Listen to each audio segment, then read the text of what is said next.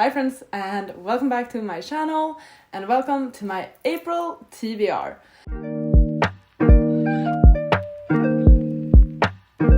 I am very excited about the books I plan on reading in April, so let's just get to it. In April, I have 2 readathons I plan on low-key participating in, meaning that I have signed up for them, but it's more like I will adapt the prompts to the books I read and not adapt the books to the prompts, if that makes sense. I also plan on doing, I think, 2 personal challenges this month, or 2 reading challenges for me. And then I of course have my year-long goals that I'm trying to work on as well. So let's just get into this TBR, because we have a lot to talk about. And of course I'm also gonna mention some upcoming releases in April that I am excited about. Let's start by talking about my 2 challenges.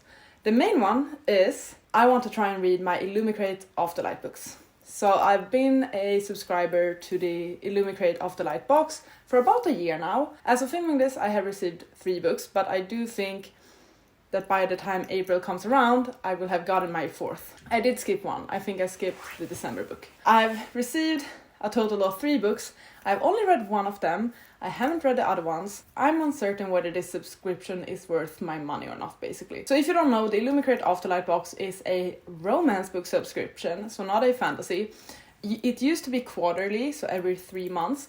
They have changed it, so it's now bi-monthly, every other month. It's not a book-only subscription. You do get, I believe, usually 2 other items in that box. And I'm conflicted because since I don't live in the UK or US, I pay quite a bit of extra for shipping, and it's quite expensive, this box actually, especially when I don't read the books either. The items that we've received in the boxes, they are fandom neutral, which I appreciate. I don't know, I'm conflicted regarding those items because it's stuff I could easily buy on my own and probably get a lot cheaper, but I do actually use about half of the things I received. In the last box we got a notebook that I really liked, we received a nail file that I actually really needed. What more was there? There was something else. Oh yeah, like a secret book box that I actually use now when I reorganized my office. So I have used the items.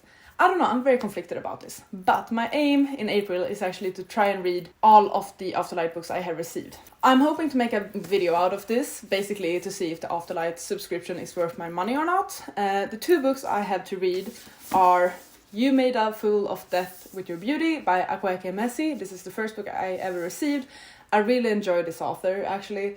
I think they are really cool, and I was super excited about this book. It's just that I've never got into it. And the second one I have is X's and O's by Amy Lee. I am excited about this one as well. I really feel like these are books I would have picked up. Probably not as hardbacks, more likely as paperbacks on sale or ebooks or audiobooks. I don't see the point of me having special editions of romances. And then the 3rd book, which I think is the March book, I don't know what it is. I think it's Sapphic. So hopefully by the time I make this vlog in April, I will have 3 books to read. They are special editions, they have changed the covers, they have sprayed edges.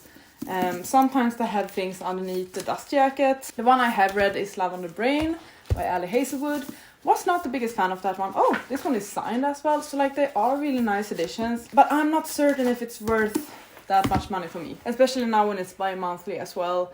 It is a bit of a bigger expense. I'm gonna make an experiment out of that, not certain how I will approach it yet. My second challenge is I want to force myself to do a bit more of vlogging, and I want to try and do weekly vlogging throughout April. So film for a week, edit that, upload it, film for the next week, edit, upload. I am always trying to improve my vlogging basically, because I feel like there's a lot of room for me to improve when it comes to that. And I have not forced myself, but I usually do challenge myself to make weekly vlogs because, as I said, I want to better my craft.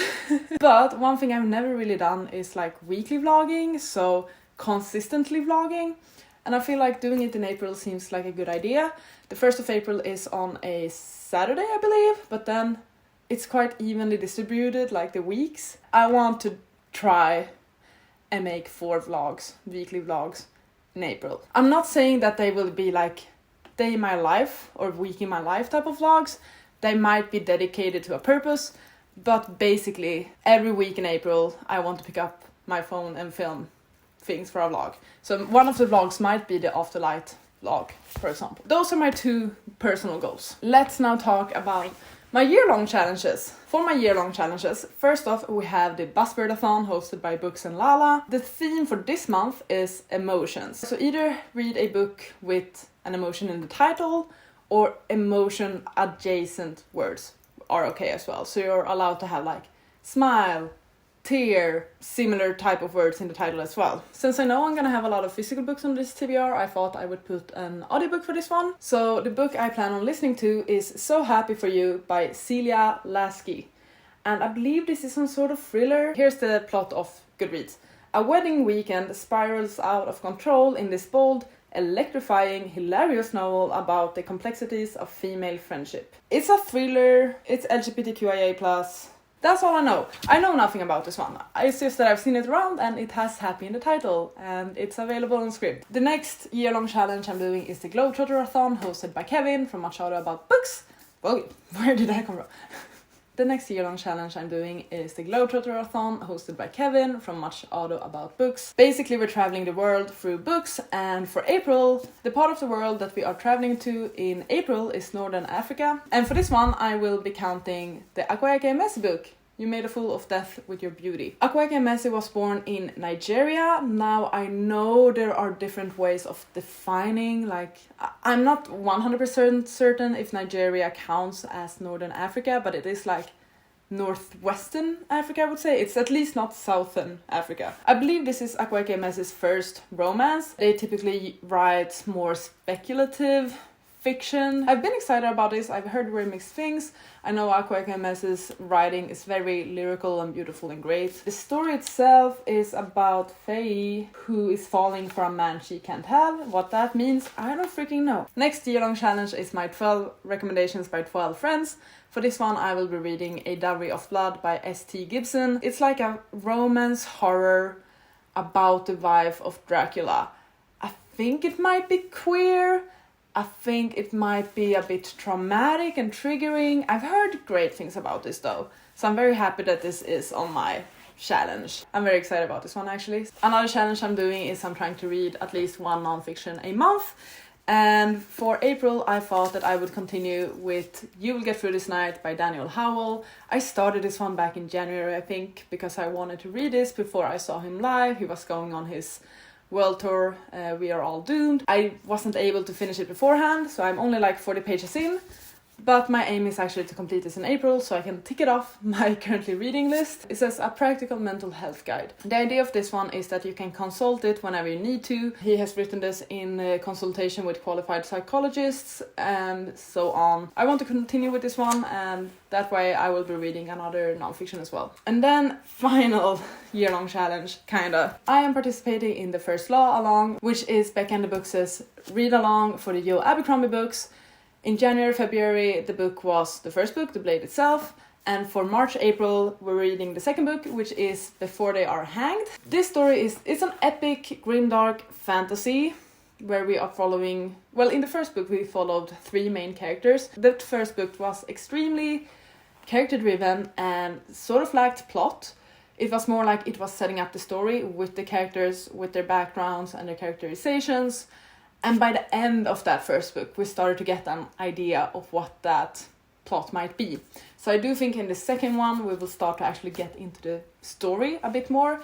We have now introduced the characters, we now know the situation of the city, of the world. Perhaps now we can actually get some more action. Continuing with the series, I'm excited about this. It's almost 600 pages, so should be able to knock this one out. Those are like the books I need to focus on in April in order to achieve my goals and challenges. But then we have the 2 readathons I will low-key be participating in. The first one is Realmathon, which is hosted by Covers with Cass. Basically, she has created this entire world where you choose a realm to belong to, and then you can either attack other realms or defend yourself against other realms. So you read books, you gain points, and you choose whether to use those points to attack or to defend. I decided to join Team Ilma. Team Ilma is the sci-fi / non-fiction type of team. You do get points if you read the genre that matches your team. You also get points for reading like hybrid genre books and indie published books. But there's also another thing that caught my eye, and that is that we have a list of host favorite books.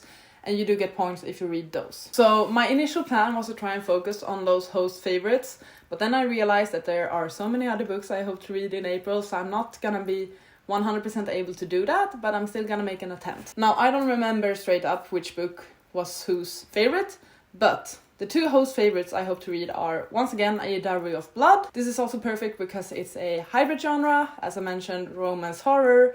It also counts as indie because it was originally published as an indie, but then picked up traditionally. But I believe that Cass said that if it's within a year of it being published indie, it can still count. The second book I plan on reading for host favorite is The Martian by Andy Weir. This is a sci-fi as well, so works perfectly with the theme, and I'm excited about this one. I think it can be fun and entertaining. It's basically about this man who gets stuck on Mars and has to survive, and he writes like his journal or logbook where he tracks everything, and he's trying to come back to Earth. So those are like the faves. I did consider if I wanted to add the second book in the Mistborn series to this one, but like looking at the stack, considering that I'm reading Before They Are Hanged as well, I think it will be very tricky to squeeze a 700-page fantasy into this one. But another fantasy I'm squeezing into this one, which is not making sense now. In March, I, just like everyone else, watched and adored Shadow and Bone. The new season is out. It's super entertaining and fun. Okay, it's not perfection. The pacing was extremely fast and a bit off, and it's sort of like they jumbled everything together, but it sort of worked. Watching the new season inspired me to finally, after all these years, pick up King of Scars.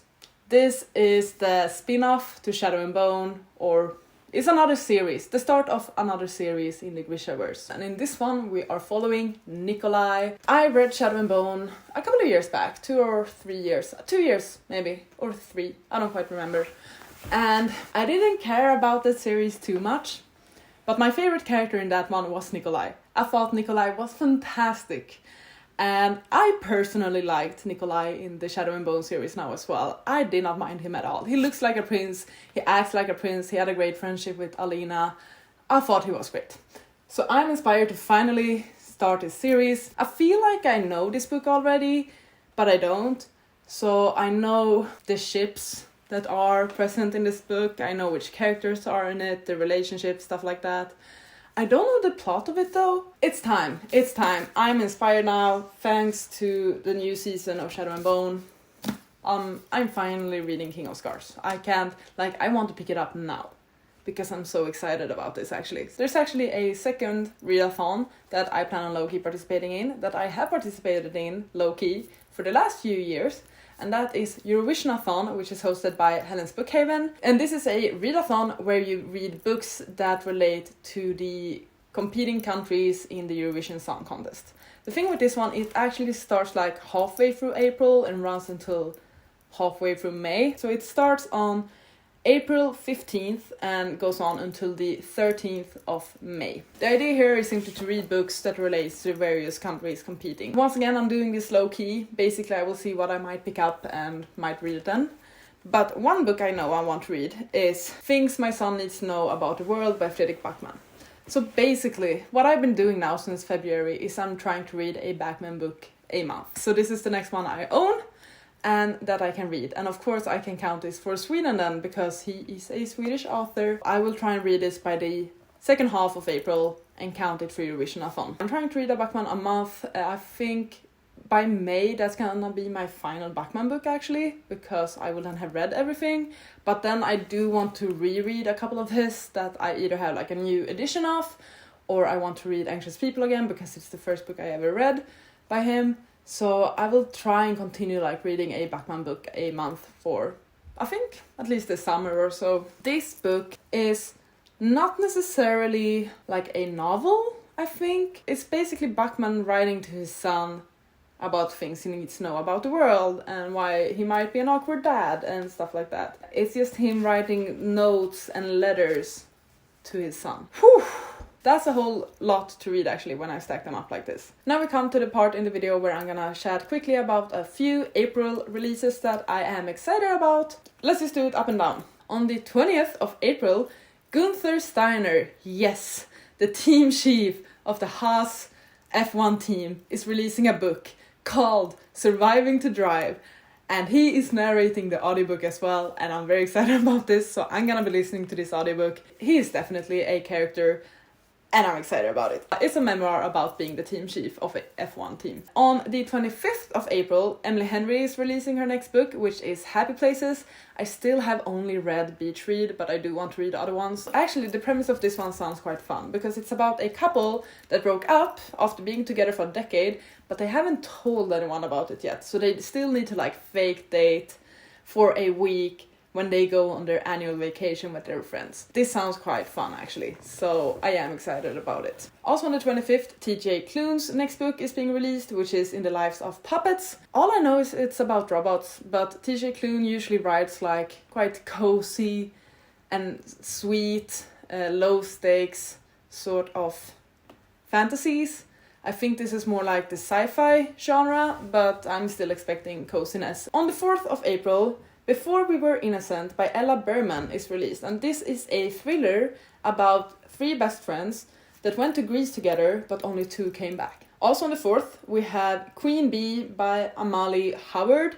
This is a young adult historical romance, and it's pitched as Count of Monte Cristo meets Bridgerton. So that sounds a lot of fun. It's about someone that betrayed their best friend, sent them away, and 3 years later she is back for revenge. And then the final book I'm gonna mention for this list is on the 11th of April, Fonda Lee, the writer of the Greenbone saga, is releasing a new book. It's called Untethered Sky. Did I pronounce that correctly? I don't know. This is actually a novella about 160 pages, and it's an epic fantasy fable. I still need to read the entire Greenbone saga, but I can still mention this one at least. Plenty of exciting books being released in April, and plenty of exciting books I have to read, because we have this stack and just like one audiobook or something that I mentioned. So here we have it, the stack for April. Which book am I the most excited about? I am crazy excited about King of Scars actually. My expectations are low, but I just think I'm gonna be entertained, which is all I want. And then I think I'm excited about these 2, the Bachman and the Martian. I've been meaning to read Martian for a while, and I'm curious to get back into the First Law universe with Joe Abercrombie as well. And that is it for my April TBR. Wish me luck, because I feel like I'm gonna need it, but I'm so excited for the readathons, the challenges. Please be on the lookout for all of the vlogs I hope I'm making in April. That will be a challenge in itself, but it's gonna be a lot of fun. And just fingers crossed for a good month in April, where we can stick to routines, stay healthy. Thank you so much for watching this video. I really hope you enjoyed. Please take care, and I'll see you on the next one. Goodbye! You gotta just go for it. Don't think about what comes